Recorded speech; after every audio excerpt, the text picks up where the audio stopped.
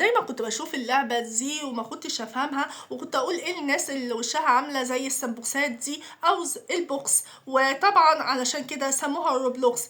انا استاهل كل تحية وتقدير على المعلومة دي، سقفولي سقفولي.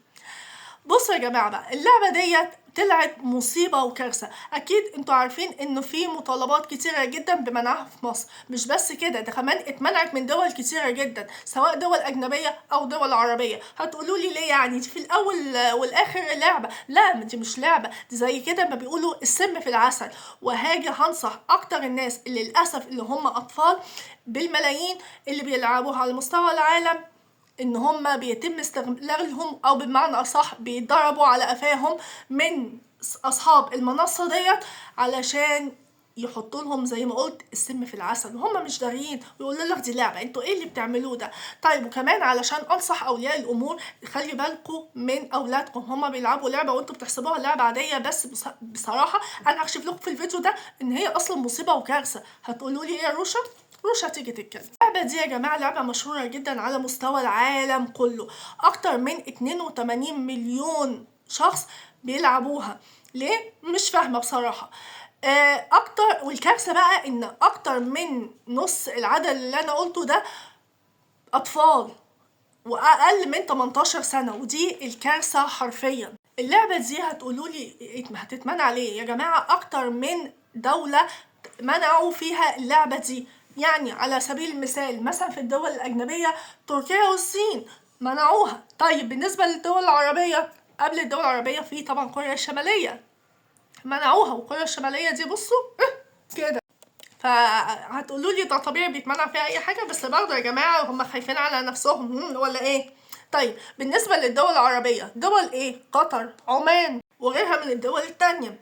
طيب ليه منعوا اللعبة دي؟ ايه اللي فيها يعني مختلف عن الالعاب التانية؟ اللعبة دي يا جماعة بتفسد الاخلاق. اللعبة زي كده انا بسميها لعبة قبيحة، لعبة منحلة. لماذا؟ خدوا ان في خبر ان بيقول ان ولاية لوزيانا في امريكا رفعت قضية على الشركة دي، الشركة اللي عملت لعبة روبلوكس. لماذا؟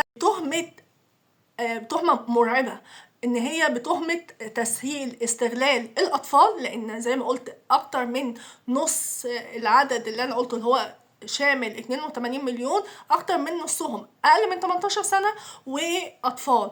فالتهمة زي ما قلت بتهمة تسهيل استغلال الاطفال ونشر محتوى اباحي. ده مش بس كده، ده كمان ان في بعض الاطفال بيتعرضوا للتنمر على المنصة دي او اثناء لعبهم للعبة ديت. فطبعا لعبة خطيرة جدا زي اللعبة ديت، الاطفال مش هيفهموا ان هي لعبة وحشة، بل بالعكس هيجوا يشوفوا لا لعبة حلوة، وبيفتح مجال للشات مع اي حد، ودي مصيبة وكارثة حرفيا. علشان كده ان هما بيبحثوا في مجلس الشيوخ هنا في مصر ان هما يمنعوا اللعبة دي تماما. وهاجي في الفيديو اللي جاي هوضح لكم معلومات اكتر، ده بالنسبه لمصر، بس انا حبيت ان انا اقول لكم ان اللعبه دي خطيره جدا.